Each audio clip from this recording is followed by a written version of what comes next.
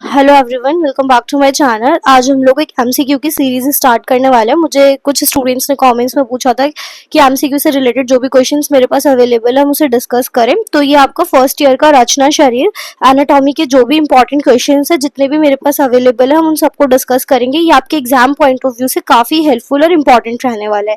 तो सबसे पहला जो क्वेश्चन आप ये देख सकते हो, तो इसके अंदर पूछा गया है कि जो गर्भ है दैट इज डिवाइडेड बाय, तो आपने पढ़ा भी होगा जो वायु है वो हमारे ऑर्गन डिफरेंशिएशन में अकॉर्डिंग टू आयुर्वेद हेल्प करता है।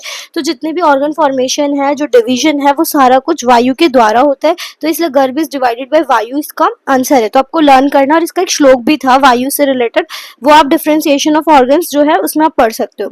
फिर हमने अलग अलग यहाँ पे पुरुष पढ़े हुए हैं जिसके अंदर हमारे पंच महाभूत प्लस आत्मा से मिलकर, जिसको षड धातु पुरुष भी बोलते हैं, जिसको हम चिकित्सा पुरुष भी बोलते हैं। ये क्वेश्चन ये भी आता है, इसी को हम लोग चिकित्सा पुरुष भी बोलते हैं। ये शॉर्ट आंसर में आता है।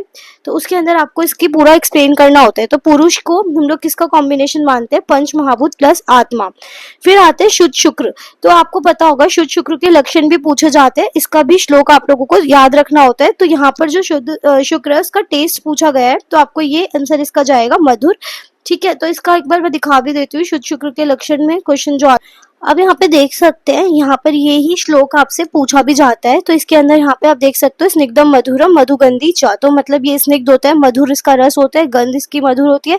और इसके बारे में जो इसके अंदर पूछा जाता है, अभी रस पूछा है तो ऐसे ही बोल सकते हैं। तो स्फटिक आभम मतलब क्या है? जो क्रिस्टल होता है बिल्कुल उसकी आभा वाला ये होता है। ठीक है, द्रवित होता है, द्रव रूप होता है इसका। तो ऐसे शुद्ध शुक्र के लक्षण के ऊपर श्लोक आपको लर्न करना है इसे। और ये 2 मार्क्स 5 मार्क्स के जो क्वेश्चन शॉर्ट आंसर आते हैं उसमें भी पूछा जाता है, तो यहाँ से आप ये रेफर कर सकते हो। फिर नेक्स्ट क्वेश्चन यहाँ पर जो दे रखा है उसके अंदर पूछा गया है कि इनक्यूरेबल शुक्र दोष कौन सा होता है? मूत्र पुरुष गंध युक्त अगर शुक्र होता है तो वो इनक्यूरेबल होता है। उसके बाद आता है आर्तव दैट स्टेन्स दी क्लोथ। तो आपको पता होगा 2 तरीके के आर्तव बताए गए, शुद्ध आर्तव और अशुद्ध आर्तव। ठीक है, तो जो क्लोथ्स को स्टेन करते हैं तो दैट इज अशुद्ध आर्तव, जिसको हम मेंसेस का फ्लो भी बोलते हैं, जिसकी वजह से क्लोथ्स स्टेन हो जाते हैं, उसका ये लक्षण है। और शुद्ध आर्तव का क्या लक्षण होता है कि वो कोई भी क्लोटिंग नहीं करते, कोई भी स्टेनिंग नहीं करते क्लोथ्स के ऊपर। उसके बाद यहाँ पर आपने इसको पढ़ा होगा कि 4 तरीके के फैक्टर्स रिस्पॉन्सिबल होते हैं इन द फॉर्मेशन ऑफ गर्भ। ये भी मैं आपको शो कर देती हूँ। एक ही आपका यहाँ पे आप रेफर कर सकते हो शुद्ध आर्तव के लक्षण।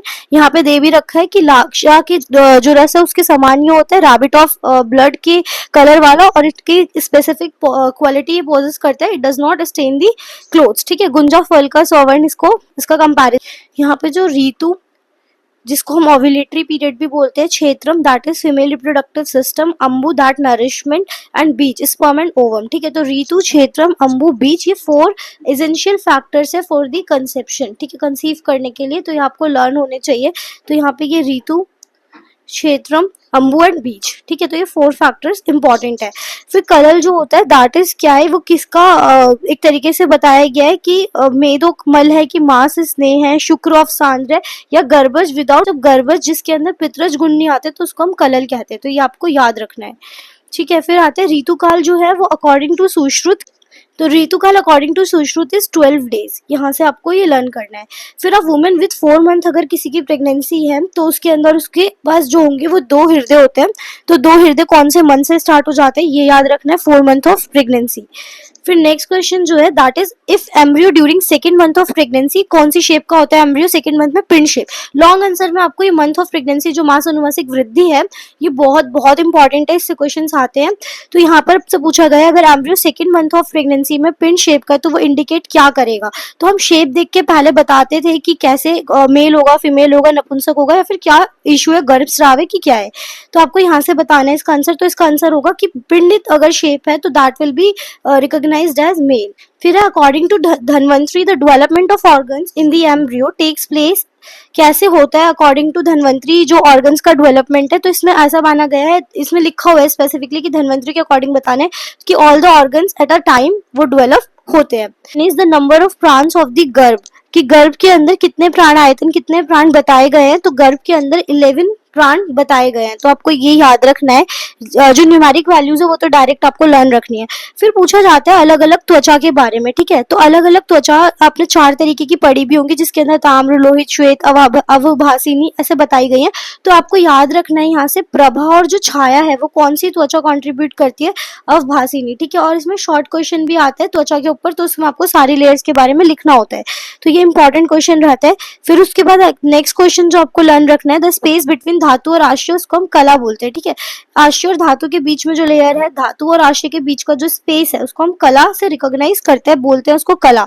कला वाला चैप्टर अपने आप में इंपॉर्टेंट है, इससे वाइवा में और शॉर्ट आंसर क्वेश्चन पूछे जाते हैं। फिर नेक्स्ट क्वेश्चन आपका है ड्यूरिंग एम्ब्रियोजेनेसिस जो यकृत और प्लिया है वो किससे डिराइव होता है, वो आपको पता होना चाहिए। जो रक्त है दैट इज शोणित, वहां से ये ड्राइव होता है, ठीक है। फिर नंबर ऑफ पेशीज, ये भी पूछा जाता है। हमें पता है कि मेल्स के अंदर जो पेशीज है वो 500 होती है और फीमेल में उसकी जस्ट 20 ज्यादा होती है। तो मेल्स के अंदर पेशीज कितनी हो गई, 500। तो इसका आंसर हो जाएगा 16 का ये 500। और फीमेल्स में क्या होती है, 520। ये आपको याद रखना है, इससे 20 क्या होती है, ज्यादा होती है। तो ये पूछा जाता है। फिर पूछा जाता है according to Sushruta. Next 18th question है according to Sushruta the number of bones in the body, वो आपको याद रखना है, दैट इज 300, ठीक है। डायरेक्ट लर्न करना है। फिर नंबर ऑफ ज्वाइंट्स सुश्रुत के अकॉर्डिंग कितने हैं, 210। फिर नंबर ऑफ स्नायुज 900। तो आपको ये डायरेक्ट लर्न करना है कि 300 बोन्स बताई गई हैं, 210 ज्वाइंट्स बताए गए और 900 स्नायु बताए। फिर कंडरा क्या होता है, हमारा जो महास्नायु है इसको हम कंडरा भी बोलते हैं। तो ये आपको याद रखना है। महास्रोतस अलग चीज है, वासा अलग है। कला हमारा आश्य और धातु के बीच का स्पेस है, और कंडरा जो है वो महास्नायु के रूप में जाना जाता है। फिर जो शुद्ध मांस है, ठीक है, उसका जो स्नेह निकलता है उसको हम वासा बोलते हैं। फिर स्मॉल बॉन्स, अब यहाँ से एक चीज आपको याद रखनी है, जो बिग बॉन्स, जो इतनी भी बड़ी बॉन्स है उसके बीच में जो मेद होता है वो मज्जा फॉर्म करता है, ठीक है। तो यहाँ एक क्वेश्चन है, बिग बॉन्स द मेद इज ऑल्सो नोन एज मज्जा, ठीक है। अब यही जो मज्जा है स्मॉल बॉन्स के बीच में प्रेजेंट होता है तो वो क्या बन जाता है, लसिका। तो यहाँ से ये इन स्मॉल बॉन्स द मज्जा इज ऑल्सो नोन एज लसिका। फिर आश्य जितने मेल्स के अंदर है दैट इज 7 और फीमेल्स के अंदर आपके कितने आश्य होते हैं, 10। तो ये भी याद रखना है, मेल्स वाले 7 होंगे और अगर फीमेल्स पे क्वेश्चन आएगा तो 10। तो ये 25 क्वेश्चन थे जो हमने कवर करे, काफी इंपॉर्टेंट, जो शॉर्ट आंसर्स में भी आते हैं और आपको ये हेल्प करेंगे आपके एग्जाम में। अगर आप डायरेक्टली एमसीक्यू के वीडियोस रिकॉल करके जाओगे तो जितने भी एमसीक्यूज वहां रचना शरीर से आएंगे, इसमें से काफी क्वेश्चंस आपको सिमिलर मिलेंगे। Thank you so much for watching this video. Stay tuned for further videos.